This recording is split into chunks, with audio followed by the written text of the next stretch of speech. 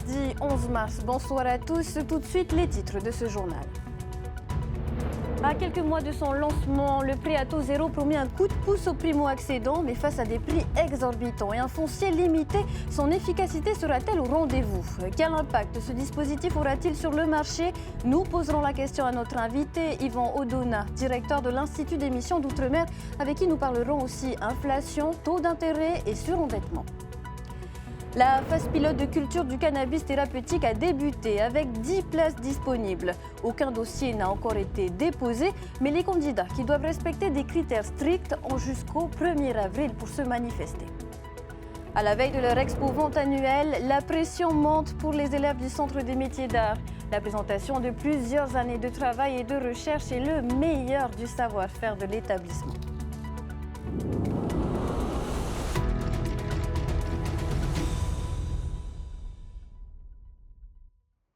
C'est une mesure très attendue, le prêt à taux zéro. Il devrait entrer en vigueur en juillet au bénéfice des primo-acquérants. Mais les modalités de ce coup de pouce financier restent à définir. Une aide qui se heurtera, quoi qu'il en soit, au prix de vente très élevé des biens immobiliers. C'est le dossier de la rédaction. Il est signé Thomas Chabrol. Devenir propriétaire, un rêve pour l'immense majorité des jeunes Polynésiens aujourd'hui. Pour faciliter l'accès à la propriété, le gouvernement a donc décidé de lancer un prêt à taux zéro pour les primo-accédants, en attendant la construction de nouveaux parcs de logements plus abordables. C'est un dispositif qui se veut temporaire, effectivement. Alors nous sommes partis sur une durée de 3 à 4 ans. On voit comment est-ce que le dispositif permet, comment est-ce qu'il évolue, comment est-ce qu'il permet l'accession à la propriété de ces jeunes ménages. Ça va nous permettre également de recalibrer le dispositif dans le cas où les cibles ne sont pas forcément les bonnes, où le dispositif a besoin d'être amélioré, bien évidemment. Si l'initiative est globalement vue d'un bon œil, la Chambre des notaires rappelle qu'il ne réglera pas le problème de fond, c'est-à-dire la rareté du foncier et les prix prohibitifs de l'immobilier. On a très peu de biens à vendre. Et on le voit depuis 2021 où on a une baisse des transactions de 27%. Jusqu'à présent, on avait moins 5% chaque année de transactions. L'année dernière, il y a eu 20% de transactions en moins, que ce soit dans l'ancien ou dans le neuf. Et depuis 2021, moins 27%. Ça veut dire que la crise de l'immobilier est durablement installée, donc il faut absolument trouver des solutions pour remettre sur le marché du logement à prix accessible.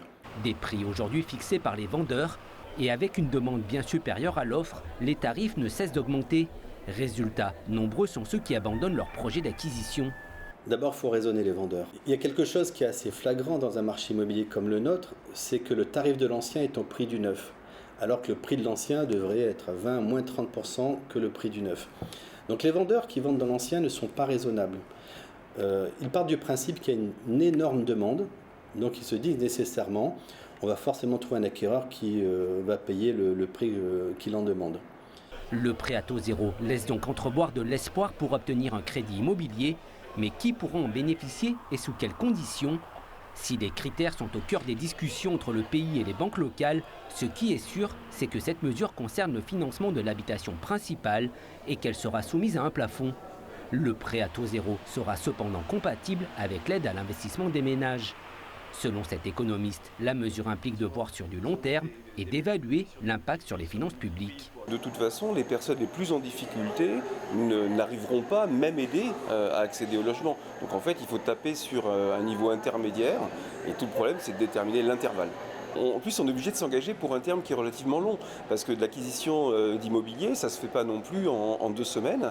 Donc ça veut dire que le pays va s'engager pour des années de prêt à taux zéro. Donc il y a intérêt effectivement à bien faire le calibrage, parce que si à un moment on se rend compte qu'on aide trop largement, on va avoir un gouffre sans fond en fait pour les finances. Face à cette crise du logement, le pays continue à soutenir le dispositif des OLSP, ces organismes privés de logements sociaux qui produisent du logement intermédiaire. 180 logements nouveaux ont été annoncés pour 2025, des opérateurs qui font face eux aussi à la hausse des coûts des matériaux. Un dispositif commenté en plateau par le directeur général de l'Institut d'émission d'Outre-mer, Yvan Odona. Les 3 grandes missions de l'IOM, je le rappelle, sont de soutenir le développement économique, de maîtriser l'inflation et d'assurer les ressources nécessaires aux banques locales pour le financement de l'économie. Yvan Odona, bonsoir. Yonara. On vient d'en parler, le PTZ, le prêt à taux zéro, est déjà en place en Nouvelle-Calédonie, doit encore être ajusté en Polynésie française avec les banques. Quel impact cela pourrait avoir sur le marché du crédit? Alors, j'ai écouté attentivement le reportage d'un ensemble de professionnels qui s'y sont exprimés et je crois qu'ils disent assez bien les choses. L'intérêt du prêt à taux zéro pour l'emprunteur, c'est précisément qu'il n'a pas à faire face à un coût de remboursement du crédit. Or, si vous écoutez bien ce que vous disent les intervenants du reportage, le problème n'est pas nécessairement celui-là. Le problème est ailleurs, c'est le coût du foncier. Ça peut être aussi la longueur des procédures d'obtention de permis de construire. Donc la question du taux zéro, c'est que c'est certainement un soutien pour des ménages qui peuvent avoir des revenus modestes, en ce sens que ce sera une charge en moins, mais ça n'est pas nécessairement la solution magique pour résoudre le problème de l'accès au logement. Ça ne va pas nécessairement relancer le marché? C'est difficile à dire. Je pense qu'il faut considérer que c'est une bonne mesure parce que ça va venir soutenir des ménages qui peuvent avoir des revenus modestes. Donc ça, c'est l'intérêt. Ensuite, pour que cela fonctionne, il y a un ensemble de conditions à respecter. Je crois que il y a l'enjeu du calibrage de la mesure. Ça va faire l'objet d'une discussion très étroite, très sérieuse avec les banquiers qui vont distribuer le crédit. Les précautions donc à prendre pour garantir l'efficacité du dispositif. Garantir l'efficacité du dispositif, garantir l'engagement du banquier auprès de son client pour l'accompagner. Il y a aussi la question de qui vont être les bénéficiaires, pour quel montant, pour quelle durée. Tous ces paramètres ont leur importance, bien sûr. L'IOM a récemment baissé ses taux directeurs de 25 points. Il y a plusieurs baisses successives d'ailleurs. Ce qui veut dire que les taux d'intérêt aux particuliers baissent systématiquement? Alors, si on prend un peu de recul, depuis le début de l'année 2024, nous avons enclenché un mouvement de baisse de nos taux d'intérêt directeurs à ce stade pour un total de 125 points de base. Et je pense que c'est un mouvement qui va se poursuivre. Ensuite, votre question a trait à la façon dont ces baisses de taux d'intérêt qui conditionnent le crédit que nous, IOM, allons faire aux banques, va être répercuté dans les conditions de crédit que les banques elles-mêmes vont faire aux particuliers ou aux entreprises. Est-ce que c'est déjà visible auprès des banques? Alors, quand on observe l'évolution du coût du crédit ou des crédits accordés par les banques aux entreprises, il y a bien un mouvement de baisse qui démarre l'année dernière, dans une proportion qui varie selon le type de crédit. Sur l'immobilier, par exemple, en début de l'année dernière, on était autour de 3,70, 3,74% en crédit en moyenne. Pour un crédit sur 15 ans, 15 ans, voilà. Le dernier état en fin d'année, c'est 3,54 toujours en moyenne. Oui, il y a une petite baisse. Ça n'est pas à la hauteur des 125 points de base que j'ai mentionné. Pourquoi? Parce que dans cette affaire, pour facturer le crédit, la banque va tenir compte de plusieurs éléments. D'abord, la qualité de crédit de l'emprunteur. Ensuite, les coûts que la gestion du crédit va entraîner pour la banque. Donc tous ces facteurs sont pris en compte et font que la transmission n'est pas de 1 pour 1. Mais ce qui compte, c'est la dynamique. Et cette dynamique va se poursuivre parce que nous allons vraisemblablement poursuivre aussi notre mouvement de baisse des taux d'intérêt directeurs. Et justement, c'est lié. En Polynésie, il y a un petit rebond de l'inflation en janvier. Pour autant, la tendance est plutôt à la baisse. Est-ce que selon vous, ça va continuer? Alors c'est très relatif.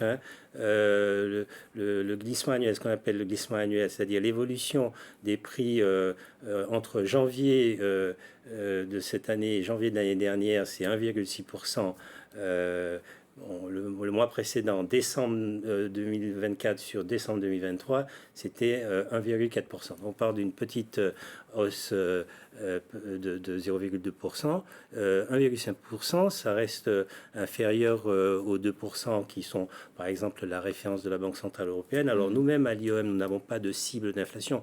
Enfin, quand vous êtes à 1,6% d'inflation, vous pouvez considérer que vous êtes dans une situation d'inflation basse, voire très basse. Si on prend un peu de recul, en fait, en réalité, depuis plusieurs mois, on oscille entre 1 et 2%. Donc ça veut dire qu'on est sur une inflation qui est maîtrisée. Il y a la guerre à l'international, il y a la guerre économique et commerciale de Donald Trump. Est-ce qu'elle peut bouleverser vos projections? Alors, je comprends qu'ici, et d'une façon générale dans le monde, il y a beaucoup d'attention à ce qui se passe aux États-Unis.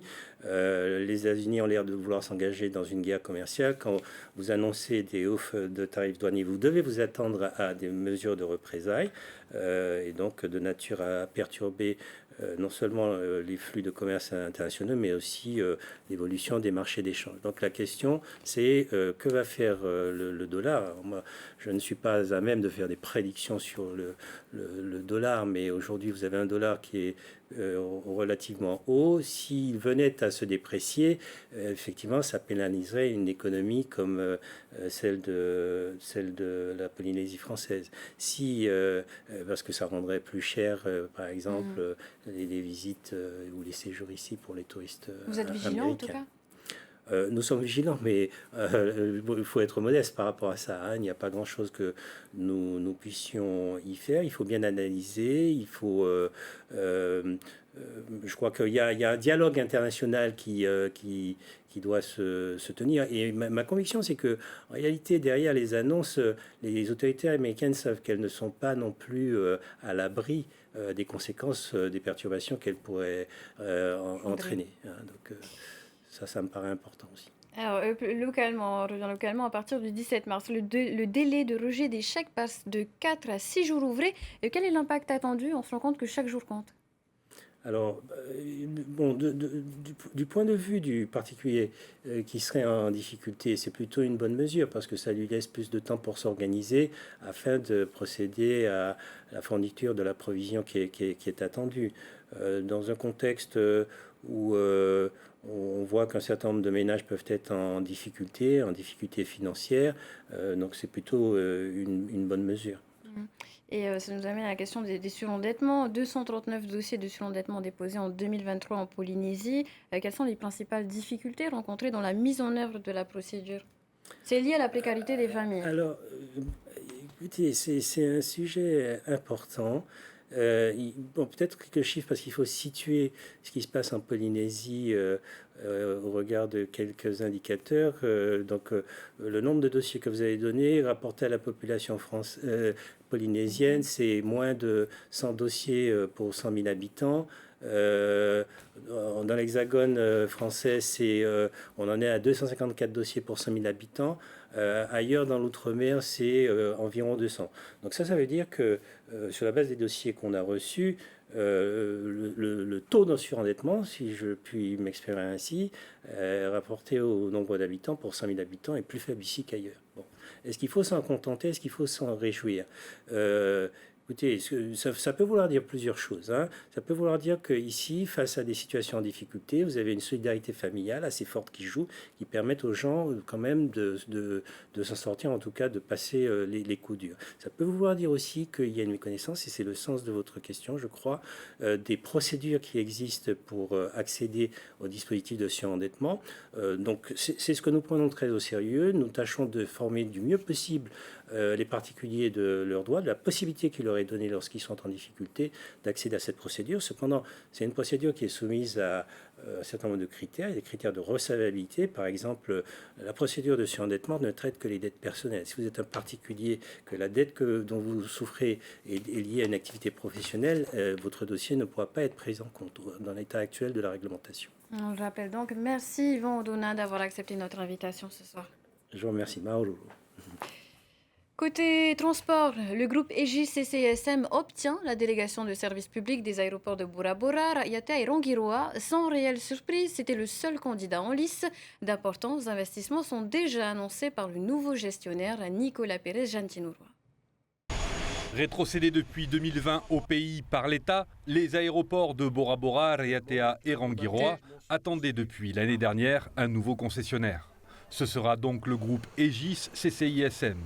Une fusion entre Aegis, maison mère de Aéroport de Tahiti, qui exploitait déjà ces 3 sites, et la Chambre de commerce, d'industrie, des services et des métiers de Polynésie.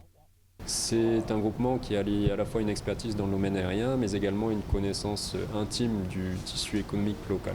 Cette concession s'étalera dorénavant sur 7 ans et non annuellement comme les années précédentes. L'objectif, c'était de rallonger la durée de contrat pour la gestion et l'exploitation avec l'opérateur privé de façon à ce qu'il puisse se projeter et investir de façon plus conséquente sur les plateformes aéroportuaires. Côté investissement, le pays a décidé d'injecter sur les 3 aéroports 1 milliard de francs et le nouveau délégataire 500 millions, principalement pour l'extension et l'aménagement des aérogares. On va aller cibler par exemple une activité de jet privé à Bora Bora qui aujourd'hui n'est pas possible. On va la rendre possible en agrandissant ce qu'on appelle l'aire de trafic, c'est le parking avion. Et on leur permettra de stationner jusqu'à 4 avions a priori de nuit. Voilà, c'est un service nouveau qui est premium et qui générera de nouvelles recettes pour faciliter le développement de ces îles. Avec près de 760 000 passagers annuels, ces 3 plateformes aéroportuaires sont les plus rentables. Aegis CCISM prendra officiellement les rênes des 3 aéroports le 1er juillet prochain. Appel aux candidatures cette fois. Première étape de la phase pilote de production de cannabis thérapeutique. Au total, 10 pionniers seront sélectionnés pour planter avec une répartition de 2 cultivateurs par archipel. Les dépôts de candidatures sont ouverts jusqu'au 1er avril. Reportage de Liora Bounik et Rara Houmaha. Pas de candidature déposée à ce jour, selon la direction de l'agriculture. Les dépôts de dossiers pour la culture de cannabis à faible teneur en THC ont pourtant commencé le 1er mars. Une date qui marque le début de la phase pilote. Et l'objectif en fait de cette phase pilote, c'est de pouvoir dans un premier temps en fait tester les variétés qui seront autorisées à la culture, tester leur adaptabilité, mais surtout aussi vérifier en fait qu'elles respectent bien le taux de THC réglementaire. Un dispositif encadré, seulement 10 agriculteurs autorisés à cultiver, superficie maximale autorisée 1500 m². Au total, 500 plants seront fournis par la direction de l'agriculture. Elle se chargera aussi des prélèvements et de l'envoi des échantillons au laboratoire d'analyse. On s'adresse à des porteurs de projets qui doivent répondre à différents critères, dont notamment être agriculteurs professionnels, c'est-à-dire détenir surtout la carte CAPL. Ensuite, qui doit respecter aussi une résidence en Polynésie française de 10 ans. Les porteurs de projets devront avoir leur propre site de production. Ils devront également respecter une distance de 100 mètres par rapport aux établissements sensibles. Autre critère, une proximité avec la direction de l'agriculture et une gendarmerie. Garantie d'un accompagnement et de sécurité. Si on a des productions qui sont conformes, donc qui ont un taux de THC inférieur à 0,3%, il sera possible en fait de les commercialiser, donc sur différentes formes qui sont détaillées dans l'arrêté des produits autorisés qui est aussi sorti récemment. Viendra ensuite l'étape de la commercialisation. Matières premières brutes, produits cosmétiques ou encore textiles. Pour l'instant, pas de dossier, mais des appels téléphoniques intéressés. Les porteurs de projets ont jusqu'au 1er avril pour soumettre leur dossier. Et puis un mot de justice. Hier s'est tenu le procès d'un des 2 jeunes cambrioleurs de plusieurs stations-service entre Fa'a et Tarava. De l'argent et des petits objets avaient été dérobés. Montant du préjudice, 7 500 000 francs. L'argent a servi à acheter de la nourriture, de l'alcool et de la drogue. Les 2 jeunes voleurs des SDF ont aussi distribué une partie de leur butin à d'autres personnes sans abri. Le frère le plus âgé a été condamné à 1 an et demi de prison ferme et il devra rembourser les sommes volées. Son cadet, âgé de 15 ans, passera prochainement devant un juge pour enfants. Retrouvez un article détaillé sur notre site tntvnews.pf.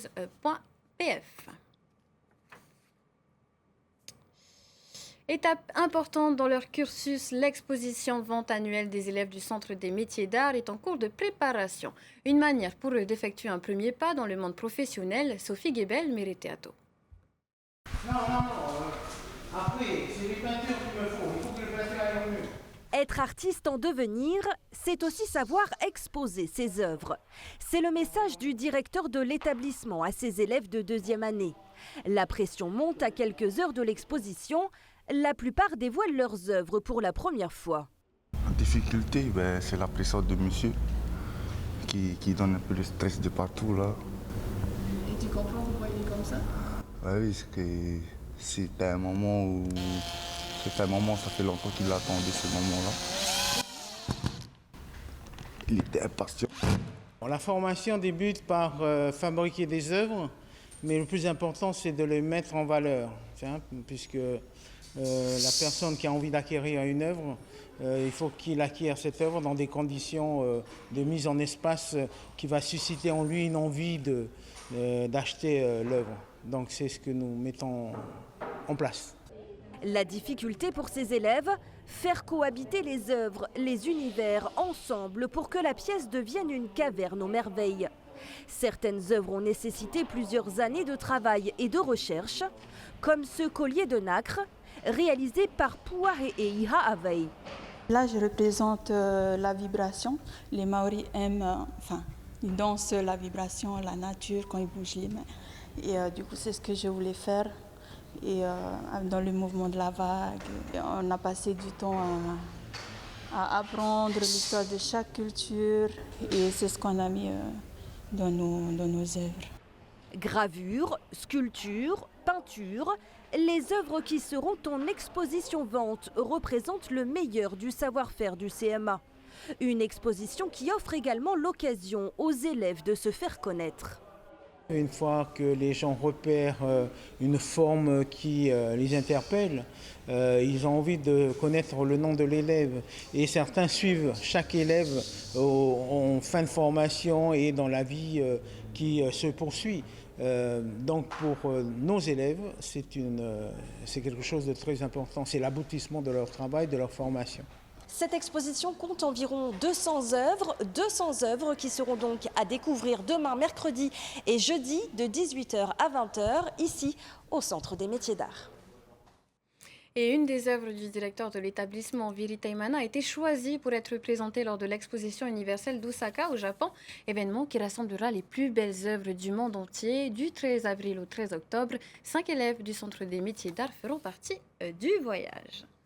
Le chant au service de l'apprentissage de la culture. Après les collèges avec le Heiva Torea, c'est au tour des écoliers de FAA de participer à un concours de Himene, une seconde édition qui a rassemblé 450 graines de chanteurs pour raconter l'histoire de leur commune. Le reportage de Laure Philibert.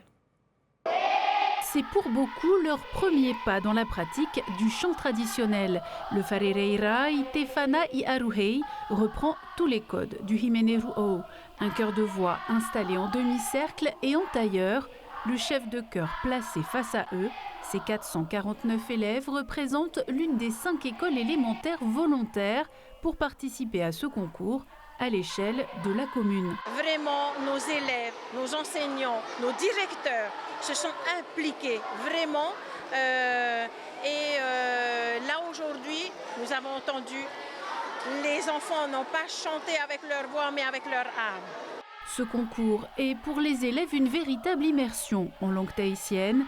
Les critères, précision rythmique, justesse, connaissance des paroles, sens du phrasé ou encore maîtrise des bases de la polyphonie. Il est clair que lorsqu'on parle de Himene Tumu, donc il y a mélodie, il y a intonation, il y a aussi cet apport, pourquoi pas le rio. Parce que parler est une chose, peut-être il y en a qui le vivent à la maison, c'est très bien, je les encourage. Mais ici, il y a la mélodie derrière, une belle mélodie, cela accompagne très bien. Et ça aussi, c'est pour ne pas perdre cette culture, je pourrais dire. L'école gagnante, Farahei Nui, représentera la commune lors du Heiva Himene Tumu le 17 avril prochain. Voilà, continuez votre soirée sur TNTV avec Ramzi Malouki dans Ciné Nuit, puis retrouvez les aventuriers de Koh Lanta et 2 nouveaux épisodes de la série Les Chemins de l'étrange. Excellente soirée à tous, à demain. Retrouvez ce journal en replay sur notre site internet et notre application mobile TNTV.